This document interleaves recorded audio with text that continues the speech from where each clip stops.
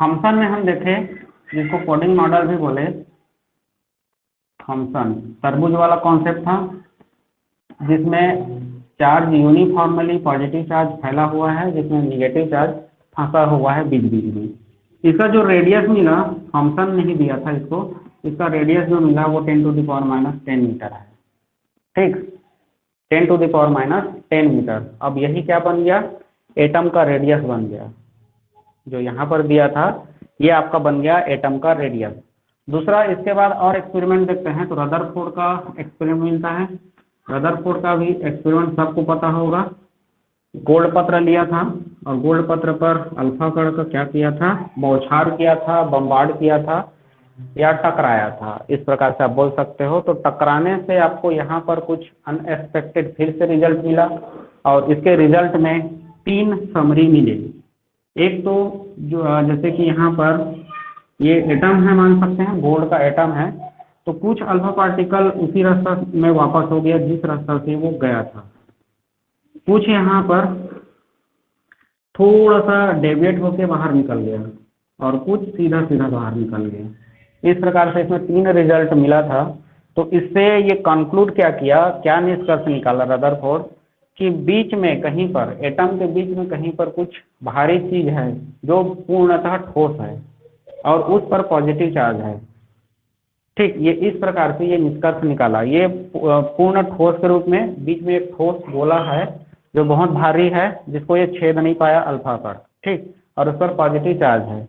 Positive charge क्यों बोला, कि यहाँ पर जैसे कि थोड़ा सा भाग जैसे इससे ठोस क्षेत्र से बाहर होता है, तो अपने जो डायरेक्शन है, जो अपना मार्ग है, वहाँ से डेविएट हो गया, विचलित हो गया। तो इससे ये निष्कर्ष निकाला कि ये जो ठोस पार्टिकल है वो पॉजिटिव चार्ज है और अधिकांश भाग सीधा सीधा बाहर निकल जाता है। तो ये 3 रिजल्ट निकला इसके में। तो बोला कि अधिकांश भाग खोखला है, बीच भाग ठोस है, और इसी ठोस भाग को ये बोला, अभी तक नाभिक का नाम नहीं पड़ा था, कोई ठोस भाग है, बाद में इसका नाभिक नाम दिया गया, वो दूसरे व्यक्ति के द्वारा दिया गया था, और इसका ये रेडियस निकाला था 10⁻⁻15 मीटर। तो नाभिक के खोज का श्रेय दिया जाता है रदरफोर्ड को, परमाणु का खोज आपको डाल्टन के द्वारा दिया गया था, और इसका जो रेडियस का खोज का श्रेय दिया जाता है थॉमसन को। इस प्रकार से अलग अलग व्यक्तित्व हैं जिसके बारे में हो सकता है आपसे पूछा जाए। ठीक, यहाँ पर रदरफोर्ड गोल्ड पत्र लिया था, स्वर्ण पत्र लिया था, अल्फा कण की बमबारी किया, बौछार किया, तो उससे यहाँ पर ये नाभिक के बारे में जानकारी मिला, और नाभिक में धनात्मक। ठीक, ये रदरफोर्ड का मॉडल। अब देखते हैं, ये तो इस प्रकार से एक्सपेरिमेंट चलते गया। इसके बाद अपने को मिलेगा बोर का मॉडल, जिसके बारे में अपने को थोड़ा डिटेल से पढ़ना है। तो उसको जानने से पहले आपको थोड़ा समय एटम के बारे में और जानकारी दे देता हूँ। वैसे तो ये सब आपको पता ही होगा, छोटा छोटा क्वेश्चन है और ये क्वेश्चन मिलता ही है। सीधी टाइप से आपको पढ़ाऊंगा अभी, लेकिन ये आपको मिलता ही है, तो आप देखेंगे इसको। जैसे कि एटॉमिक नंबर, एटॉमिक नंबर हम किसको बोलते हैं? एटॉमिक नंबर का अगर परिभाषा देखा जाए तो एटम के न्यूक्लियस में जितना यूनिट पॉजिटिव चार्ज होता है, एटम के न्यूक्लियस में, नाभिक में जितना यूनिट पॉजिटिव चार्ज, जैसे कि अभी कुछ देर बताया था ना, यूनिट मास और यूनिट चार्ज, तो यूनिट चार्जेस जो बोला था मैं, यूनिट चार्ज +1 करके लिखा था, उसी के बारे में बात किया जा रहा है। एटम के न्यूक्लियस में, नाभिक में जितना यूनिट चार्जेस होता है, वह उस एटम का एटॉमिक नंबर कहलाता है। यूनिट पॉजिटिव चार्ज आपको एटॉमिक नंबर के बारे में जानकारी देगा। किसी एटम में जितना भी इकाई धनात्मक आवेश होगा, वही उस एटम की परमाणु क्रमांक या परमाणु संख्या कहलाती है। ठीक, और इसे हम जेड से डिनोट करते हैं। किससे डिनोट करते हैं? जेड से डिनोट करते हैं। अब इससे अपने को एक बात फिर से क्लियरली पता चला, बोल रहा है यहाँ पर डेफिनेशन में ही बोल रहा है कि जितना इकाई धनात्मक आवेश होगा नाभिक में, वही उसका परमाणु क्रमांक है। तो मैं यहाँ पर बोल सकता हूँ जेड, जो कि एटॉमिक नंबर परमाणु संख्या ले रहा हूँ, इसके बराबर प्रोटॉन की संख्या हो रही है। प्रोटॉन की संख्या, इतना ही प्रोटॉन की संख्या, और जितना प्रोटॉन की संख्या होती है उतना ही उस परमाणु में इलेक्ट्रॉन की संख्या होती है। तो आप दोनों को एक दूसरे के बराबर कर सकते हैं। ये तीनों आपस में बराबर है। आपको इलेक्ट्रॉन की संख्या पता है, मतलब प्रोटॉन की संख्या पता है, और परमाणु क्रमांक की संख्या पता है। मूल अवस्था में, अगर आयनिक अवस्था में होगा तो इलेक्ट्रॉन की संख्या के बराबर प्रोटॉन की संख्या या परमाणु क्रमांक नहीं लेना है। मूल अवस्था में ये तीनों आपस में बराबर होंगे। अब अगला देखते हैं मास नंबर। मास नंबर किसको बोला जाता है? ये हो गया परमाणु क्रमांक, ये हो गया द्रव्यमान संख्या। इसको द्रव्यमान संख्या बोलते हैं हिंदी में। तो द्रव्यमान संख्या के लिए हम परिभाषा क्या लेंगे? न्यूक्लियस के अंदर के पार्टिकल को न्यूक्लियन कहते हैं, और जितना न्यूक्लियन की संख्या होगी वही उसका मास होता है। ठीक, न्यूक्लियस नाभिक के अंदर के पार्टिकल को, हम कण को किस नाम से जानते हैं? न्यूक्लियन के नाम से जानते हैं।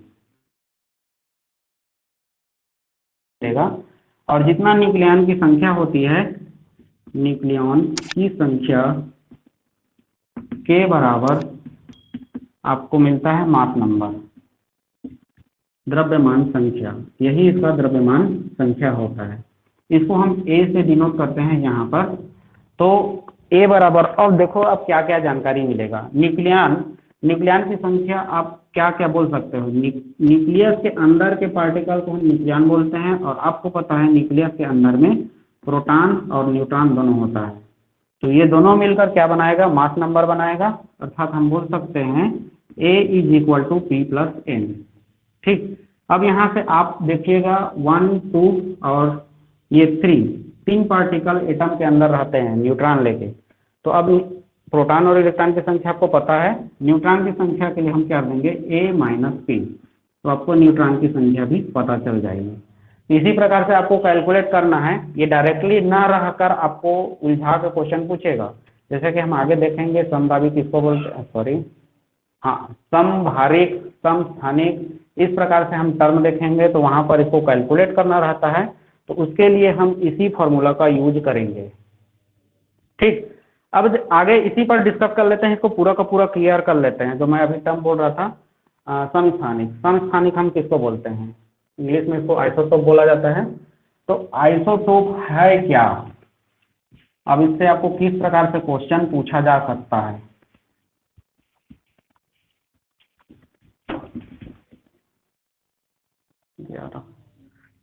Isotope, Prateek ji, isotope, can you define it? Sir atomic number same रहेंगे और रहेंगे। क्या सेम रहेगा? एटॉमिक नंबर इसका सेम रहता है। परमाणु क्रमांक क्या रहेगा? सेम रहेगा। यहाँ पर समान रहता है। और इसका द्रव्यमान, हाँ, द्रव्यमान अलग रहेगा, भिन्न रहेगा। द्रव्यमान भिन्न रहेगा। इसको मैं आपको ऐसे समझाता हूँ, 1 मिनट। बार बार लिखने का झंझट खत्म हो जाएगा। मैं यहाँ पर 2-3 पॉइंट ले रहा हूँ। एक आइसोटोप ले रहा हूँ, जिसको मैं समस्थानिक लिखा था भाई, समस्थानिक बोलते हैं इसको। दूसरा ले लेते हैं आइसोबार, और तीसरा ले लेते हैं आइसोटोन। अब देखते हैं इसमें डिफरेंस क्या है और क्या है। भारिक, हिंदी में तो समझ में आता है सीधा सीधा क्या है। और ये है सम न्यूट्रॉनिक। नाम से स्पष्ट होता है, यहाँ पर स्थान समान है, यहाँ पर भार समान है, और यहाँ पर न्यूट्रॉन समान है। बस यही इसका कॉन्सेप्ट है। अब इस पर आपको किस तरह से क्वेश्चन मिल सकता है ये देखते हैं। तो यहाँ पर हम बोले एटॉमिक नंबर सेम रहेगा, एटॉमिक नंबर समान रहता है, परमाणु क्रमांक समान होगा। मतलब हम यहाँ पर एक ही तत्व के बारे में बात करेंगे। एटॉमिक नंबर समान है, अर्थात सिर्फ एक ही एटम के बारे में बात होगा। यहाँ पर एक ही एटम, एक ही परमाणु के बारे में आपको यहाँ पर बात करना है।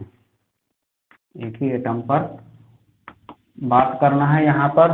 दूसरा, यहाँ पर एटॉमिक नंबर समान है, भार अलग अलग हो सकता है, भार अलग अलग होगा, डिफरेंट होगा।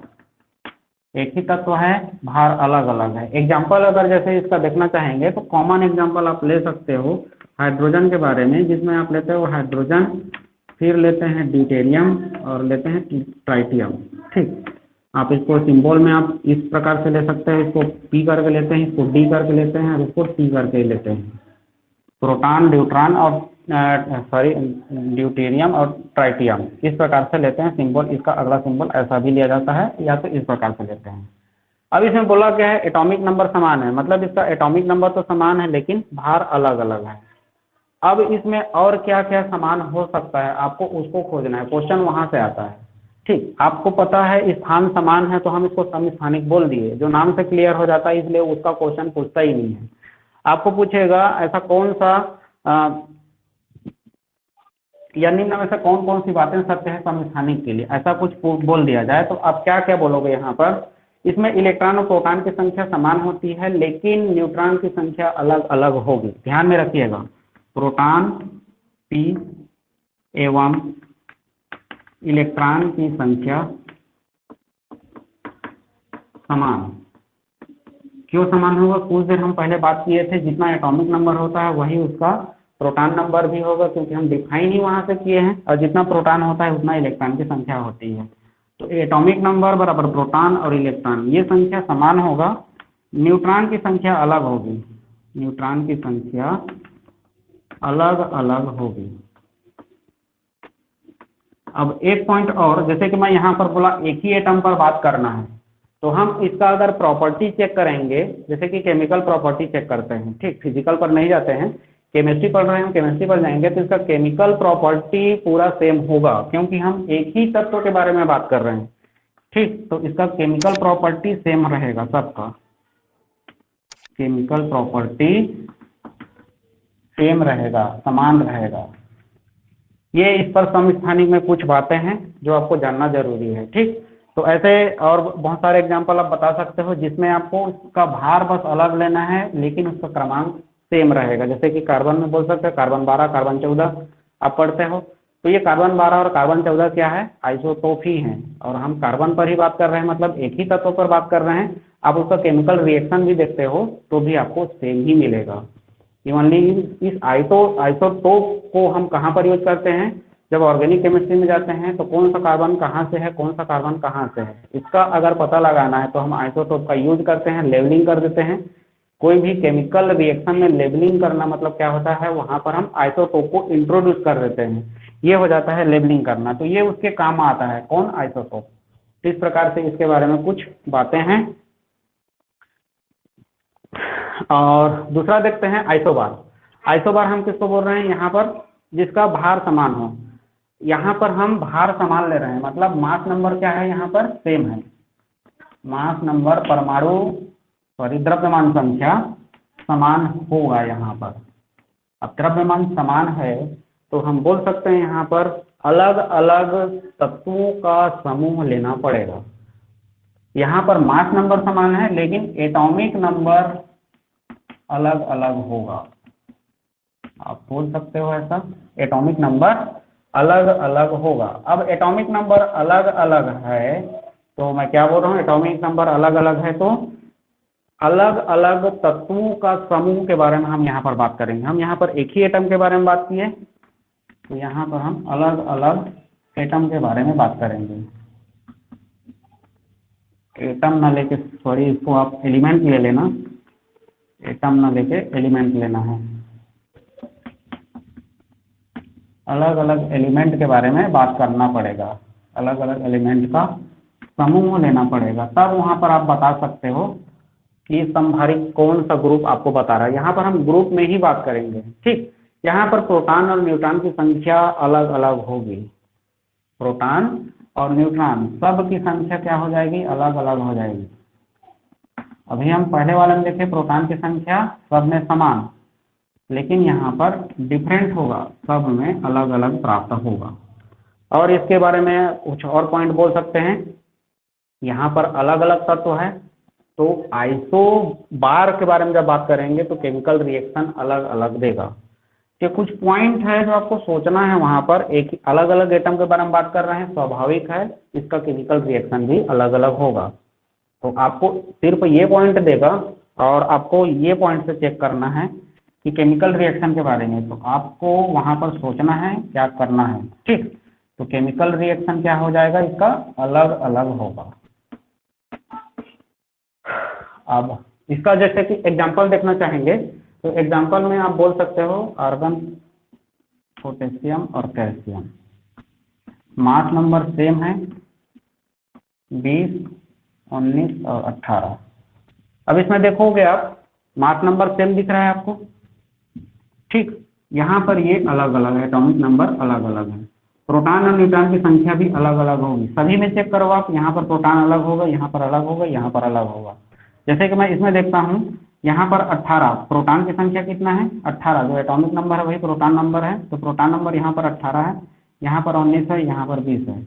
न्यूट्रॉन की संख्या देखते हैं, न्यूट्रॉन की संख्या आप 40 में 18 घटाओगे तो आपको यहाँ पर मिलेगा 22, यहाँ पर 40 में 19 घटाओगे तो यहाँ पर मिलेगा 21 और यहाँ पर मिलेगा 20। तो प्रोटॉन की संख्या भी अलग अलग है, न्यूट्रॉन की संख्या भी अलग अलग है। तो ऐसा यहाँ पर क्वेश्चन डिजाइन किया जाता है। अब आपको समझना है कि आप क्या पूछा जा रहा है। आइसोटोन में देखते हैं सम न्यूट्रॉनिक, नाम से ही पता चल रहा है कि न्यूट्रॉन की संख्या यहाँ पर समान होने वाली है। फिर हम यहाँ पर क्या करेंगे, डिफरेंट अलग अलग एटम्स का समूह लेंगे, यहाँ पर न्यूट्रॉन की संख्या समान होगी। अब प्रोटॉन से कोई मतलब नहीं है, सुना, प्रोटॉन की संख्या अलग ही रहेगा, अलग अलग, डिफरेंट, सीधा प्रोटॉन की संख्या डिफरेंट। हम यहाँ पर फिर से बोल रहे हैं एलिमेंट का समूह लेंगे, यहाँ पर फिर से एलिमेंट का समूह लेंगे, एक ही एटम पर बात नहीं करेंगे, एलिमेंट का तत्वों का समूह लिया जाएगा। अब इसमें एग्जांपल जैसे दे सकते हैं, और इसमें देखते हैं कार्बन 14 और ऑक्सीजन 18। इसमें देखो क्या मिलता है, सॉरी 18 नहीं, ऑक्सीजन का 16 होता है। इसमें चेक करते हैं न्यूट्रॉन की संख्या समान आना चाहिए, तो हम क्या करेंगे, 14 में से 6 माइनस करें तो यहाँ पर मिल गया 14 6, ये मिल गया 8। इसमें देखते हैं 16 में से 8 गया तो आपको मिल रहा है 8। मैं क्या कर रहा हूँ, न्यूट्रॉन की संख्या निकाल रहा हूँ ना, यहाँ पर एटॉमिक, सॉरी मास नंबर से हम एटॉमिक नंबर को माइनस कर रहे हैं, जो कि आपको न्यूट्रॉन की संख्या देता है। तो यहाँ पर देखते हो आप, तो 8 8 दिखाई दे रहा है। वैसे ही कुछ यहाँ पर देखते हैं, फास्फोरस 31, फास्फोरस का नंबर 16, फास्फोरस का नंबर 16 कितना आता है, चलो छोड़ो, फिर ये लेट लतीफ करेगा नंबर, फिर मैं खोजना पड़ेगा मेरे को। चलो ठीक है, तो ये समझ में तो आ गया होगा आइसोटोन सब न्यूट्रॉनिक कॉन्सेप्ट क्या क्या है। तो आप यहाँ पर ध्यान दीजिएगा, ये जो लास्ट लास्ट में पॉइंट लिखाया हूँ इस पर ध्यान दीजिएगा अच्छा से। प्रोटॉन और न्यूट्रॉन की संख्या समान होगी, न्यूट्रॉन केमिकल प्रॉपर्टीज सेम होगा, केमिकल प्रॉपर्टीज डिफरेंट होगा, यहाँ पर एलिमेंट का समूह लेना है, कुछ ये पॉइंट है उसको आपको फोकस करना है। बाकी ये कैलकुलेशन आपको करना ही पड़ेगा, आपको देता ही है कौन सा न्यूट्रॉनिक है, तो आप वहाँ पर कुछ ऐसा XYZ करके भी लिख सकता है, तो आपको माइनस करके सिंपली आपको निकालना है। एक और कॉन्सेप्ट होता है सम इलेक्ट्रॉनिक का, और ये आपको आयनिक फॉर्म में देगा, ठीक। तो आपको इलेक्ट्रॉन की संख्या समान खोजना है, बस इतना ही करना है उसमें, मैं वो पॉइंट को छोड़ रहा हूँ। आगे देखते हैं अब इसमें, अब चलते हैं बोर मॉडल की तरफ, जो अपना लाइन है यहाँ पर पढ़ने का, उस लाइन पर आते हैं। रदरफोर्ड के बाद अपना अलग मॉडल था और वो था बोर मॉडल। अब बोर मॉडल में क्या क्या है इसके बारे में देखते हैं, और यहाँ से अच्छा खासा क्वेश्चन बनता है। अगर बनाना चाहे तो यहाँ से अच्छा खासा क्वेश्चन बनाया जाता है, लेकिन ये पार्ट से बहुत कम क्वेश्चन पूछा जाता है, लेकिन फिर भी पढ़ लेते हैं। एक क्वेश्चन आया मतलब वो भी बहुत कीमती है अपने लिए, और सिंपल सिंपल क्वेश्चन रहता है, थोड़ा सा अपना दिमाग यूज करना है और इसको सॉल्व करना है। थोड़ा सा कैलकुलेशन पार्ट रहेगा इसमें बोर मॉडल में। होता क्या है देखते हैं। तो बोर मॉडल आपको क्या बोलता है, जनरली यहाँ पर हम इसको हाइड्रोजन एटम से रिलेट करके पढ़ाई करते हैं, ठीक। बोर मॉडल पहले बोलता क्या है उसके बारे में देख लेते हैं, फिर हाइड्रोजन की तरफ क्यों आगे जाता है उसके बारे में डिस्कस करेंगे। तो इसका जो मेन 4 पोस्टुलेट है जिसको अपने को जानना जरूरी है, इसका जो 4 कथन है उसको जानना जरूरी है। ये क्या बोलता है, एटम में एक स्मॉल हैवी, बहुत छोटा लेकिन बहुत वजन, ठीक, बहुत छोटा और लेकिन बहुत वजन पॉजिटिव चार्ज पाया जाता है, जिसको हम न्यूक्लियस के नाम से जानते हैं, और ये सेंटर में होता है, और इस सेंटर के चारों तरफ निगेटिवली चार्ज जो कि इलेक्ट्रॉन होता है वो चक्कर लगाते रहता है। ठीक, तो सिंपली आप पहला पोस्टुलेट क्या देख रहे हैं, एटम में एक नाभिक होगा जो कि बहुत हैवी होता है, बहुत छोटा रहता है और बहुत हैवी होता है, सेंटर में होता है और पॉजिटिव चार्ज होता है। इसके चारों तरफ इलेक्ट्रॉन चक्कर लगाता है, निगेटिव चार्ज जो रहता है वो चक्कर लगाता है, इलेक्ट्रॉन नहीं, निगेटिव चार्ज जो रहता है वो चक्कर लगाता है। अब इस जहां पर ये चक्कर लगाता है उसको हम ऑर्बिट के नाम से जानते हैं। क्या बोला, जहां पर ये निगेटिव चार्ज चक्कर लगाता है उसको हम ऑर्बिट के नाम से जानते हैं। अब सीधा सीधा अपने को पता है निगेटिव चार्ज इलेक्ट्रॉन है, मैं सीधा सीधा इलेक्ट्रॉन ही लिख देता हूँ। पॉजिटिव चार्ज सेंटर में हो गया न्यूक्लियस में, निगेटिव चार्ज इस नाभिक के चारों ओर, सेंटर के चारों ओर चक्कर लगा रहा है, इसको हम ऑर्बिट के नाम से जान रहे हैं। और इसी ऑर्बिट को जहां पर ये चक्कर लगा रहा है उसको हम उस ऊर्जा स्तर को यहाँ पर अलग अलग नाम से जानते हैं। पहला के लिए के, दूसरा के लिए एल, तीसरा के लिए एम, चौथा के लिए एन। इसी को जब हम बाद में क्वांटम नंबर पढ़ेंगे तो के को हम 1 बोलते हैं, टू को, एल को 2, ये 3, ये 4, क्वांटम संख्या पढ़ेंगे तब, अभी नहीं बोल सकते। ठीक, लेकिन जनरली अपना जो कैलकुलेशन आएगा वो कहीं ना कहीं इस पर आकर जुड़ जाता है, इसलिए 1 2 3 4 भी बोल सकते हो, लेकिन बोर के हिसाब से ये के एल एम एन था। ठीक, पहला पोस्टुलेट हो गया। दूसरा पोस्टुलेट में क्या बोलता है ये, जब ये केवल वही ऑर्बिट यहाँ पर वैलिड होगा। अब यहाँ पर ऑर्बिट के बारे में तो बोला, कक्षा के बारे में बोला, कक्षक नहीं बोला है ना, कक्षा बोला है। तो यहाँ पर ये जो ऑर्बिट के बारे में बोला, वही ऑर्बिट वैलिड होगा जिनके लिए इलेक्ट्रॉन का एंगुलर मोमेंटम का मान, इलेक्ट्रॉन के एंगुलर मोमेंटम का मान h/2π के पूर्ण गुणज में हो। क्या बोला, इलेक्ट्रॉन के लिए एंगुलर मोमेंटम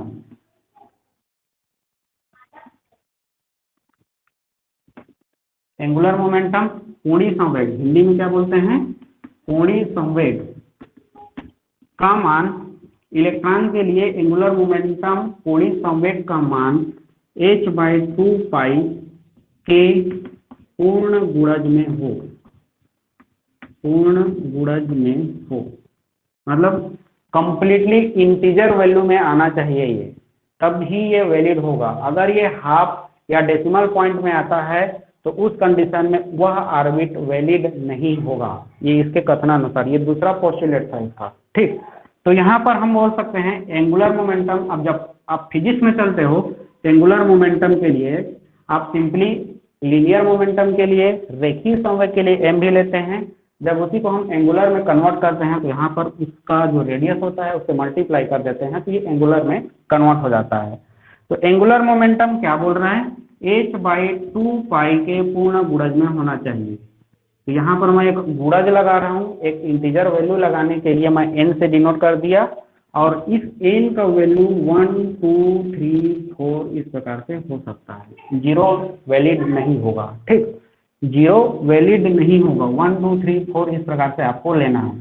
तो यहाँ पर एक कोणीय संवेग का वैल्यू मिला, ये इलेक्ट्रॉन के लिए है, इलेक्ट्रॉन का कोणीय संवेग का वैल्यू इसके पूर्ण गुणज में होना चाहिए, वही ऑर्बिट वैलिड होगा। इसी को आप बोले हो, अगर 1 रखते हैं तो वहां पर k मिलेगा, 2 रखे तो l m n। अभी हम किसको बोल रहे हैं, ये पूर्ण गुणज को बोल रहे हैं 1 2 3 4।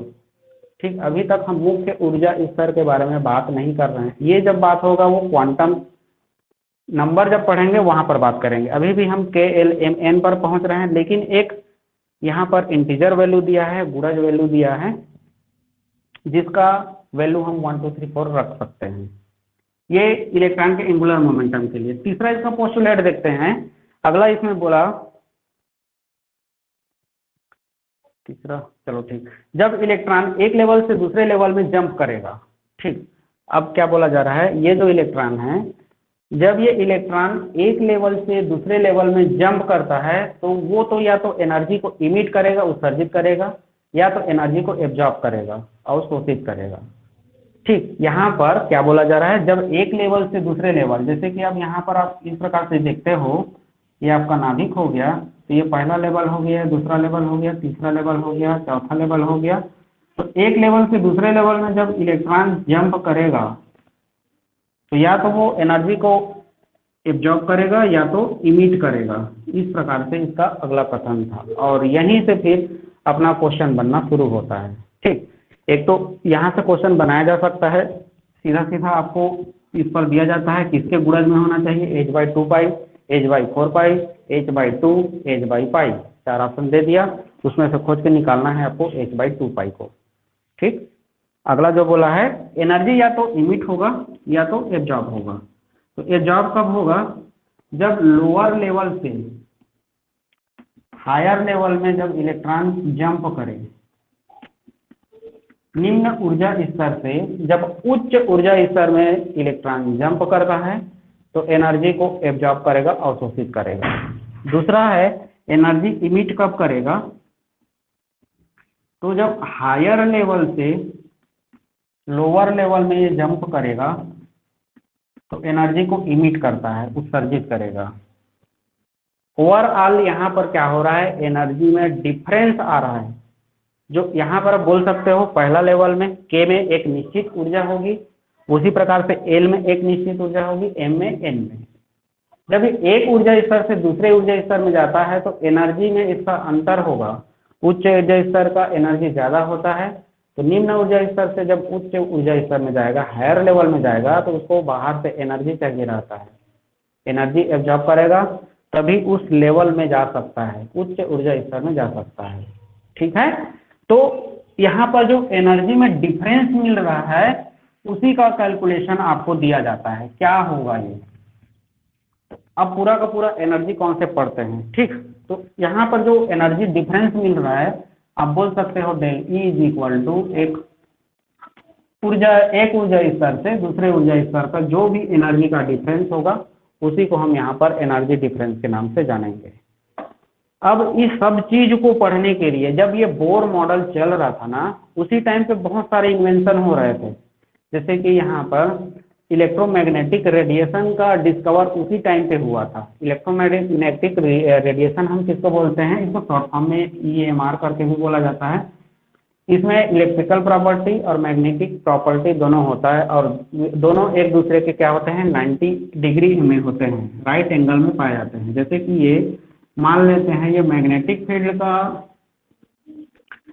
रेडिएशन को आप इस प्रकार से ड्रॉ करोगे तो आप इसके 90 डिग्री में, जैसे कि आप इसको ऊपर नीचे कर रहे हो तो इसको आप प्लेन में लोगे, इस प्रकार से यहाँ पर ये एक दूसरे के राइट एंगल में पाए जाते हैं। EMR जो इलेक्ट्रोमैग्नेटिक रेडिएशन होता है ये लाइट के स्पीड से आगे बढ़ता है, प्रकाश की चाल, लाइट के स्पीड प्रकाश की चाल से आगे बढ़ता है और प्रकाश की चाल का वैल्यू आपको पता होगा 3×10⁻⁻10 सेंटीमीटर पर सेकंड, इस स्पीड से आगे चलता है, या बोल सकते हो 10⁸ मीटर पर सेकंड। ठीक, अब ये जब बहुत सारे ऐसे इन्वेंशन था जैसे कि ब्लैक बॉडी रेडिएशन, कृष्ण पिंड विभीड़िका, वीन का विस्थापन नियम, और जो आइंस्टीन का हम समीकरण देखते हैं, प्लांक का जो समीकरण देखते हैं, वो सब के सब इसी काल में चल रहा था। फिर बाद में सब जाकर यहाँ पर समराइज हुआ, यहाँ पर बोर मॉडल में सबको एक दूसरे से रिलेट करके क्वेश्चन को दिया जाता है। सबसे पहले आप जैसे कि तरंग के बारे में जब अध्ययन हो रहा था तो तरंग को किसी ने कण बोला, ठीक, न्यूटन का कड़ी का सिद्धांत पढ़े आप।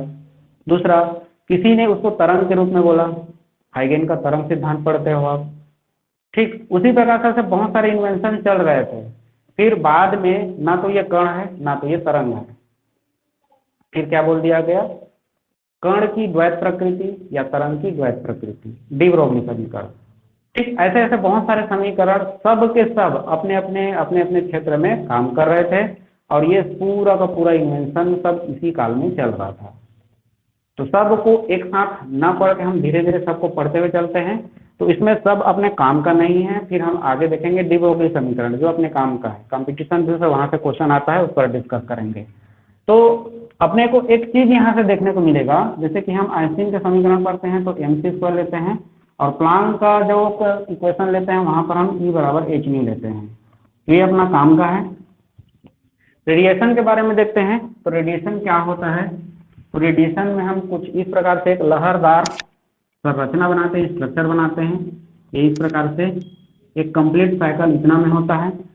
और ये जो लेंथ है, दूरी, क्या बोल रहा हूँ, दूरी को हम क्या बोलते हैं, लैम्डा बोलते हैं। और इसी लैम्डा को हम क्या बोलते हैं, तरंग दैर्ध्य के नाम से जानते हैं। तरंग दैर्ध्य, इसको हम इंग्लिश में वेवलेंथ बोलते हैं। इसको हम किस नाम से जानते हैं, वेवलेंथ के नाम से जानते हैं। अब यहाँ पर जो एक आपको ऊंचाई देख रहा होगा, अधिकतम ऊंचाई, या जो अधिकतम निचला हिस्सा है, एक क्रिस्ट बोला जाता है और दूसरा इसको ट्रो बोला जाता है। ठीक, उच्चिष्ठ और निम्निष्ठ, हिंदी में यही नाम से जाना जाता है, उच्चिष्ठ और निम्निष्ठ। ये जो अधिकतम ऊंचाई और ये जो निम्निष्ठ दिखाई दे रहा है, इसको हम आयाम के नाम से जानते हैं। आयाम के नाम से जानते हैं। ये जो लेंथ है, दूरी को बोल रहा हूं मैं, ये दूरी को हम तरंग दैर्ध्य के नाम से जानते हैं। आप इसको घुमा के अगर इधर लाते हो तो एक गोला के रूप में दिखाई देगा। अगर इसको मैं यहाँ से घुमा के इधर लाया तो ये कंप्लीट गोला के रूप में दिखाई देगा। मतलब यहाँ से जब हम यहाँ तक जाते हैं एक कंप्लीट साइकिल बनता है। तो ये दूरी है और स्पीड, दोनों से डिपेंड यहाँ पर फिर एक टाइम बनेगा। और एक टाइम में कितना बार ये इस प्रकार से हो रहा है, जिसको हम फ्रीक्वेंसी के नाम से जानते हैं। ये सब पूरा EMR का लक्षण है, जो कि लाइट के स्पीड से चल रहा है। और ये लाइट का स्पीड के लिए हम फार्मूला कुछ ऐसा देते हैं। ठीक, p यहाँ पर लाइट का स्पीड है, न्यू उस लाइट का फ्रीक्वेंसी है और लैम्डा उस लाइट का वेवलेंथ है। ठीक, तो अब ये सब को हम यहाँ पर लाकर रिलेट करेंगे एनर्जी पर, और डिफरेंट टाइप के क्वेश्चन को देखेंगे। मैं सभी क्वेश्चन को आपको नहीं बताऊंगा, सिर्फ यहाँ पर मैं एक आइडिया दूंगा। आप किस लेवल तक इसको ले जा सकता है वो एग्जाम सेट करने वाला जाने। लेकिन जो फ्रीक्वेंट क्वेश्चन है, जो अधिकतर पूछा जाता है, उसके बारे में मैं यहाँ पर डिस्कस करूंगा।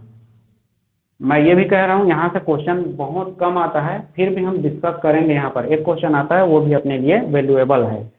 तो आपको लाइट का स्पीड का वैल्यू पता होना चाहिए क्या है, एच का वैल्यू क्या होता है ये पता होना चाहिए, द्रव्यमान का वैल्यू इलेक्ट्रॉन के लिए दिया है तो आपको पता होना चाहिए क्या है। ये सब डाटा पता होना चाहिए, तो हम इसको कैलकुलेट कर सकते हैं। जनरली ये सब के झंझट में यहाँ पर नहीं फंसाता है, क्योंकि लंबा चौड़ा कैलकुलेशन हो जाता है। ये पूरा रिलेशन है।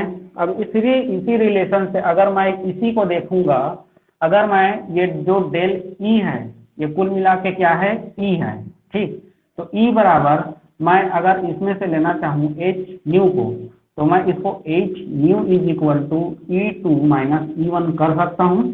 और अगर इस एनर्जी डिफरेंस, एनर्जी का वैल्यू ना पूछ के आपको फ्रीक्वेंसी पूछ दे, जब ये इलेक्ट्रॉन एक लेवल से दूसरे लेवल में जंप कर रहा है, तो इस प्रक्रिया के दौरान कितनी फ्रीक्वेंसी इमिट हुई होगी या तो एब्जॉर्ब हुई होगी, फ्रीक्वेंसी चेंजेस क्या रहा होगा।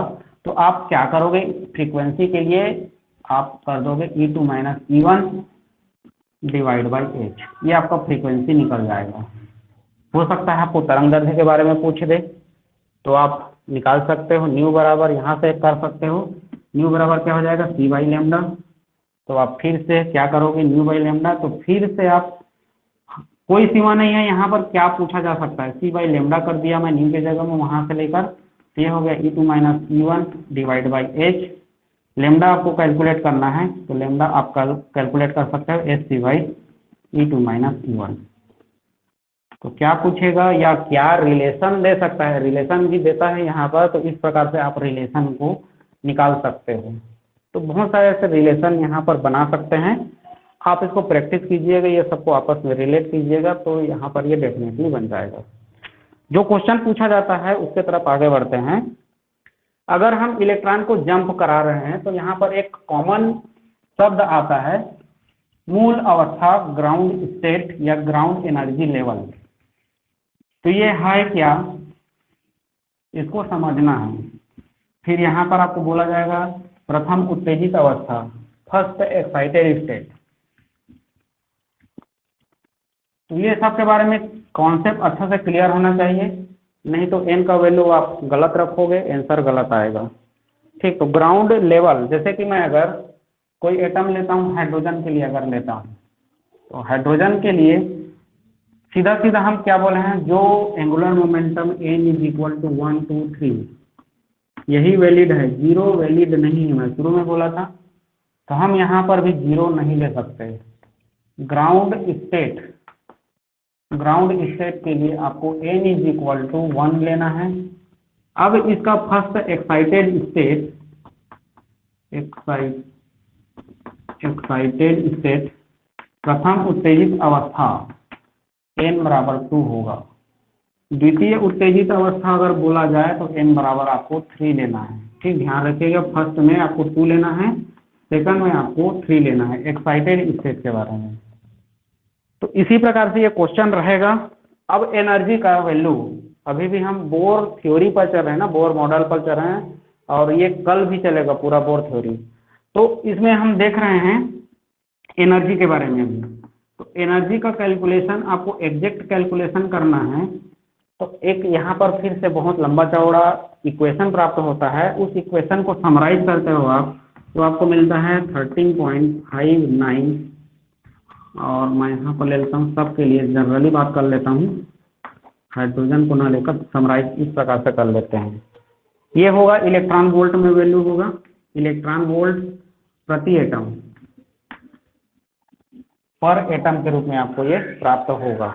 ठीक, इलेक्ट्रॉन वोल्ट में इस एनर्जी का वैल्यू को लिया गया है। जूल में मैं नहीं ले रहा हूँ, जूल में अगर लूंगा तो ये हो जाएगा -1312। ठीक, 1312 Z square divide by N square. अब ये हो जाएगा किलो जूल में, और किलो जूल प्रति मोल। ठीक, इस प्रकार से ले सकते हैं। इसको रफली आपको लिखा हुआ मिल सकता है 13.6 -13.6 रफली लिखा हुआ मिल सकता है। तो ये एनर्जी का वैल्यू है। ठीक, अब यहाँ से आपको नया नया कॉन्सेप्ट देखने को मिलेगा। अब यदि मैं इसको अगर सक्सेसिव बात करता हूँ, यहाँ से अपने को अभी हम जो चल रहे हैं ना, पूरा ये जो कॉन्सेप्ट देख रहे हैं एनर्जी का, ये पूरा का पूरा हाइड्रोजन सिस्टम, हाइड्रोजन एटम पर आधारित है, जिसमें सिर्फ एक इलेक्ट्रॉन होती है। ठीक, और उसी को आधार बनाकर यहाँ पर पूरा जो मैथमेटिकल डेरिवेशन है वो सबको लिया गया है। तो जो एनर्जी डिफरेंस है, आप एक हाइड्रोजन में स्पेक्ट्रा के बारे में भी सुने होंगे, Lyman spectra, बामर spectra, fund, Mundli, ये सब सुने हैं। वो सब के सब यहीं से एनर्जी से आपको कैलकुलेट करना है। कैसे कैलकुलेट करना है देखेंगे इसको।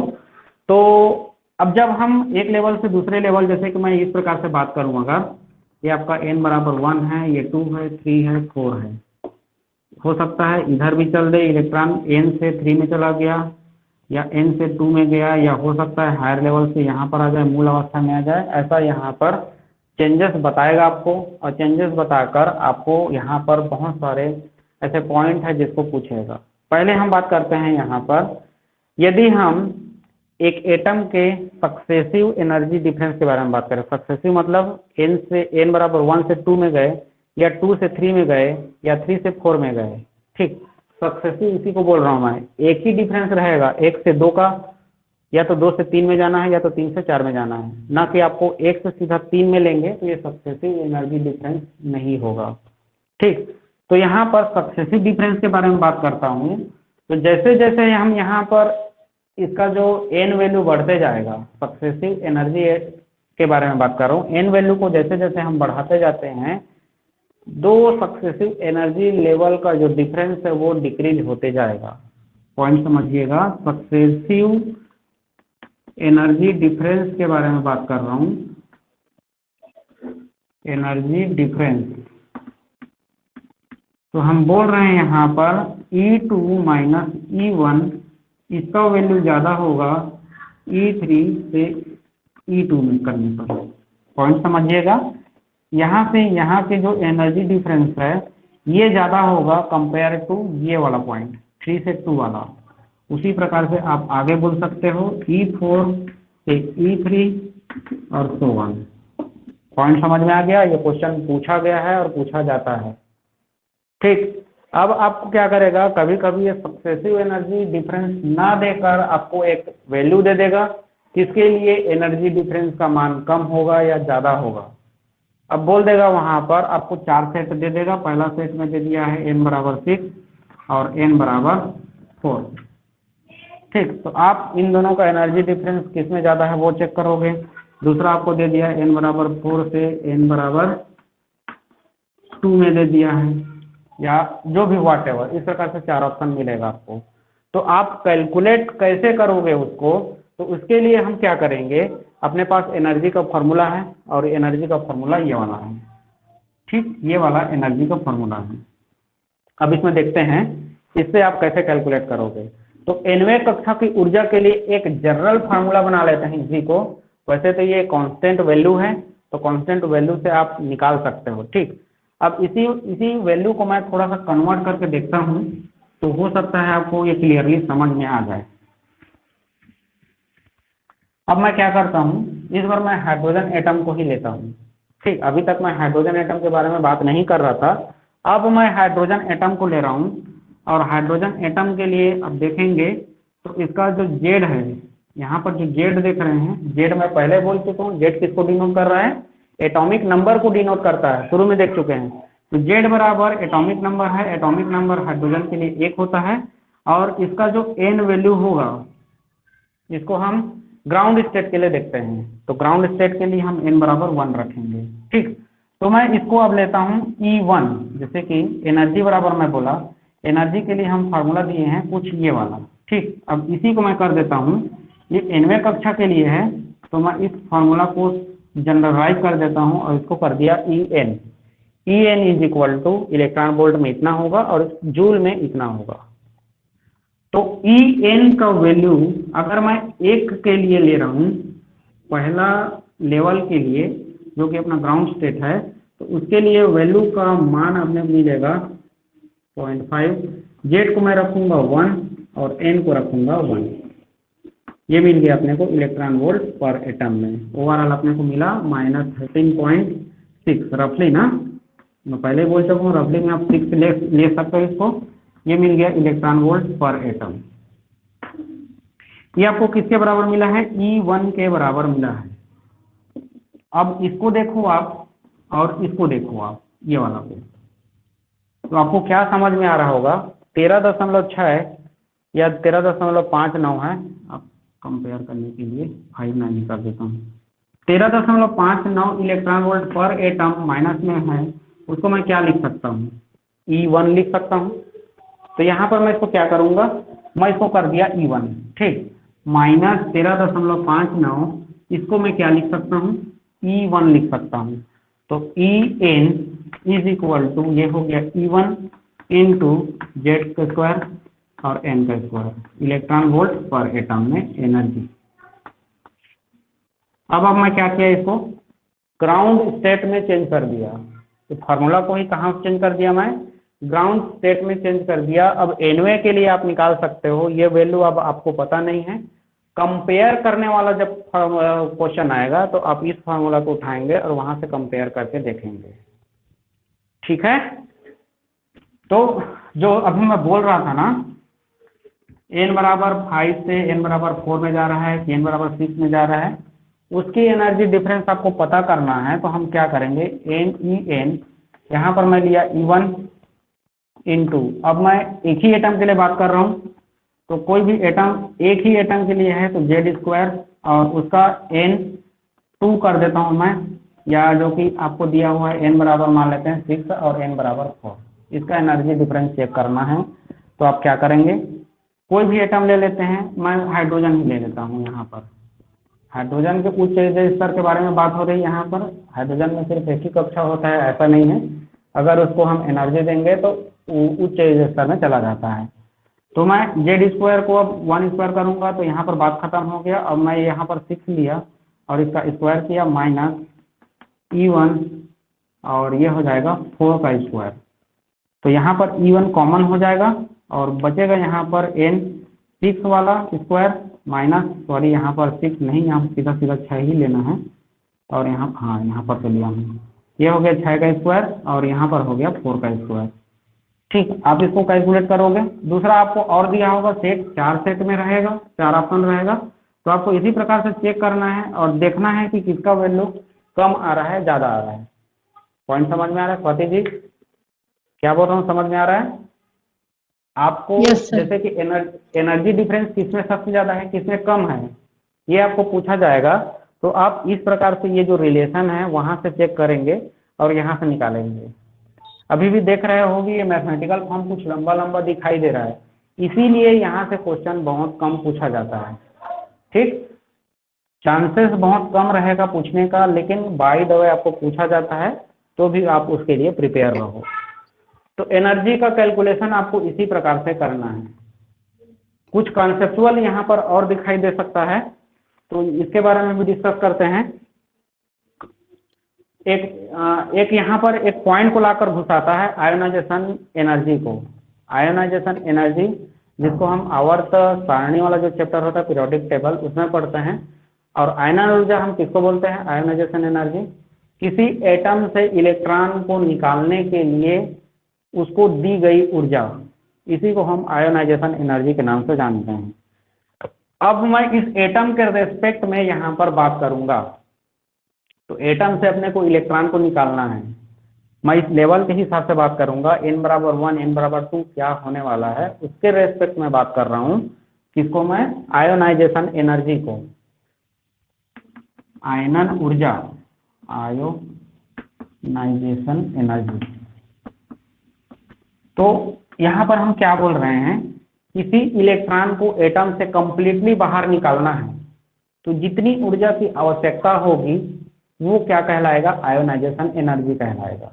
तो हम बोल सकते हैं यहाँ पर आपका जो एनर्जी डिफरेंस यहाँ पर मिलेगा वो एनर्जी डिफरेंस हम बोल सकते हैं n बराबर 1 जो उस ग्राउंड स्टेट है वहां से आप एनर्जी को निकाल रहे हो और कहाँ ले गए, उस इलेक्ट्रॉन को अनंत तक ले गए, कंप्लीटली बाहर कर दिए, उसके क्षेत्र से पूरा का पूरा बाहर कर दिए, मतलब आप उसको अनंत तक ले गए। तो ये हो जाएगा E इंफिनिटिव माइनस E यहाँ पर 1 हो जाएगा, n is equal to infinitive 2 में और n 1 बराबर हो जाएगा 1। ठीक, ये आपको ग्राउंड स्टेट से इलेक्ट्रॉन को निकालकर कंप्लीटली उसको बाहर कर दिया, मतलब इनफाइनाइट तक ले गए, इलेक्ट्रॉन बाहर निकल गया। अब इसको हम इसमें रखते हैं इसका वैल्यू को। अब देखिए फिर से वैल्यू को रखेंगे। अभी मैं डेफिनेशन में बोला इलेक्ट्रॉन को बाहर निकालने के लिए दी गई ऊर्जा मतलब अवशोषित हो रहा है, मतलब पॉजिटिव हो रहा है। ठीक, तो पॉजिटिव एनर्जी निकलेगा। अभी तक हम जो कैलकुलेशन देख रहे थे वो सब में निगेटिव ले रहे थे, लेकिन यहाँ पर पॉजिटिव आता है। वो कैसे आएगा, ई इन्फिनिटिव मतलब ये हो गया 0 हो गया, बाहर चला गया मतलब 0 हो गया, माइनस E1 का वैल्यू हम कुछ देर पहले कैलकुलेट किए थे और उसका वैल्यू लिए थे हम 13.59 इलेक्ट्रॉन वोल्ट में। माइनस माइनस मिलकर क्या हो गया, प्लस हो गया, और प्लस 13.59 रफली आप 6 ले सकते हो, मैं बार बार बोल रहा हूँ, लेना है ले सकते हो। तो E बराबर आपको क्या मिला, प्लस में मिल रहा है 13.59 इलेक्ट्रॉन वोल्ट पर एटम। ऑप्शन में आपको माइनस भी मिलेगा और प्लस भी मिलेगा। आयोनाइजेशन एनर्जी के बारे में जब बात होगी ना तो हमेशा प्लस वाला का ही चुनाव करना है, उसी को ही सेलेक्ट करना है। क्यों आ रहा है आप देख सकते हो यहाँ पर। तो ऐसे ऐसे कॉन्सेप्ट यहाँ पर आपको मिलेंगे। ठीक है, तो ये आयोनाइजेशन एनर्जी हो गया, और इससे रिलेटेड जो भी एनर्जी से रिलेटेड यहाँ पर क्वेश्चन है वो सब के बारे में हल्का सा पूरा डिस्कस हो गया। अब इससे रिलेटेड आपको क्वेश्चन देखना है, अब ट्राई कीजिएगा आप इस पर मैं क्वेश्चन आपको नहीं बताऊंगा, बहुत कम पूछा जाता है। एक आध क्वेश्चन है जिस पर मैं डिस्कस करूंगा और वो कल डिस्कस करूंगा, आज नहीं करूंगा। इसका बोर्ड थ्योरी को मैं पूरा पढ़ा देता हूँ। अभी एक पॉइंट और है, स्पेक्ट्रा तो आज नहीं हो पाएगा, स्पेक्ट्रा थोड़ा टाइम लेगा। ऊर्जा के रेस्पेक्ट में थोड़ा सा और देखिएगा, कुछ और पॉइंट जो बचा हुआ है। गतिज ऊर्जा, काइनेटिक एनर्जी आप रफली याद रखना। यहाँ पर जब हम एनर्जी के बारे में बात करेंगे तो गतिज ऊर्जा के बराबर होता है कुल ऊर्जा, टोटल एनर्जी, लेकिन इसका साइन चेंज रहेगा। टोटल एनर्जी माइनस में रहेगा, काइनेटिक एनर्जी प्लस में रहेगा। ठीक, और जब हम पोटेंशियल एनर्जी के बारे में बात करेंगे तो पोटेंशियल एनर्जी 2 इंटू कुल ऊर्जा होगी, और कुल ऊर्जा आपको पता है नेगेटिव में होता है, इसलिए ये भी -2 टोटल एनर्जी आपको दिखाई देगा। ठीक, ये माइनस में होता है इसलिए स्थितिज ऊर्जा भी माइनस में ही दिखाई देगा, लेकिन टोटल एनर्जी का ये जस्ट डबल होता है स्थितिज ऊर्जा। ठीक, आप इसी प्रकार से आप इसको ले सकते हो। तो ये पूरा एनर्जी के रेस्पेक्ट में बात हो गया। अब हल्का सा देख लेते हैं, कभी कभी ये त्रिज्या के बारे में क्वेश्चन बहुत ज़्यादा पूछा जाता है, यहाँ से क्वेश्चन अधिकतर मिलता है। तो बोर रेडियस, मैं अभी भी बोर के बारे में बात कर रहा हूँ, बोहर त्रिज्या लिखा जाएगा इसको, बोर त्रिज्या। हम हाइड्रोजन एटम से रिलेटेड बात करते हैं, तो यहाँ पर आपको सिंगल इलेक्ट्रॉनिक सिस्टम लेना है, सिंगल इलेक्ट्रॉन पर ही बात करना है, सिंगल इलेक्ट्रॉन। कभी कभी आपको लिथियम देगा ना, तो वहाँ पर 2+ लिखा हुआ मिलेगा, क्योंकि इसका एटॉमिक नंबर 3 होता है, उसमें से 2 इलेक्ट्रॉन को ऑलरेडी वो बाहर कर चुका होगा, तब ये क्वेश्चन को देगा। ठीक, हाइड्रोजन सिंगल इलेक्ट्रॉन होता है। हीलियम के बारे में अगर बात करेगा तो 1 इलेक्ट्रॉन को ऑलरेडी वो बाहर कर चुका होगा, तब बात करेगा। तो ऐसा यहाँ पर कॉन्सेप्ट देगा आपको, सिंगल इलेक्ट्रॉनिक सिस्टम पर वर्क करेगा बोहर त्रिज्या के लिए। जो फॉर्मूला हम निकालते हैं, radius is equal to A0 Z² बटे, सॉरी उल्टा हो रहा है, N² बटे Z, N² बटे Z, इस प्रकार से इसका फॉर्मूला होगा। अब A का वैल्यू जो है वो याद रखिएगा, A का वैल्यू होता है, ये इसको आप एंगस्ट्रॉम में याद रख लीजिएगा, 529 एंगस्ट्रॉम में होता है इसका वैल्यू। अगर इसको पिकोमीटर में लिखना चाहोगे तो आप इस प्रकार से लिख सकते हो। एंगस्ट्रॉम का वैल्यू होता है 1 एंगस्ट्रॉम बराबर 10⁻10 मीटर। पिको का वैल्यू होता है 10⁻12 मीटर, आपको पता ही होगा। तो रेडियस का जो फार्मूला है ओवरऑल आप सीधा सीधा ऐसा भी याद रख सकते हो, N² बटे Z, और ये आ जाएगा एंगस्ट्रॉम में। तो आप इसको याद रखिएगा। अब ये कभी कभी क्या करता है, कंपेयर करेगा। मान लेते हैं हाइड्रोजन का रेडियस मान लेते हैं X है, तो लिथियम 2+ का रेडियस क्या होगा। तो अब क्या करोगे, RH इज इक्वल टू, आपको पता है यहाँ पर N² बटे Z, और ये कांस्टेंट है, लिख देता हूँ 529, और बटा कर देता हूँ मैं यहाँ पर R लिथियम 2+। तो यहाँ पर मैं फिर से लिखूंगा, ये H है, ये H है, N² लिथियम का बटे Z लिथियम का, और ये 0.529। ओवरऑल आपको क्या दिखाई दे रहा है यहाँ पर, RH बटे R Li is equal to NH² divide by Z into Z बटे N² लिथियम का। इस प्रकार से आपको लेना है, कंपेयर करना है, वैल्यू रख के आप बना सकते हो इसको। मैं कंपेयर कर रहा हूँ, आपको आइडिया दे रहा हूँ, आपको इसको कैलकुलेट कैसे करना है। एज का वैल्यू आपको x दिया है, आप x रख दिए, इसका वैल्यू निकालना है।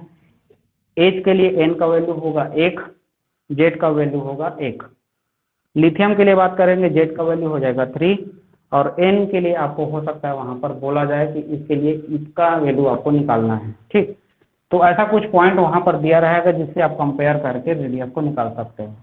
तो रेडियस में बस ये 2 क्वेश्चन देगा, आपको सीधा सीधा रेडियस निकालने के लिए दे देगा, या तो एक का रेडियस देगा और दूसरे का रेडियस निकालने के लिए बोलेगा। ठीक, तो इसी प्रकार से इसको कंपेयर किया जाता है। तो ये एनर्जी और रेडियस से रिलेटेड यहाँ पर बोर से संबंधित जो पॉइंट है उसको हम अभी तक देखे हैं।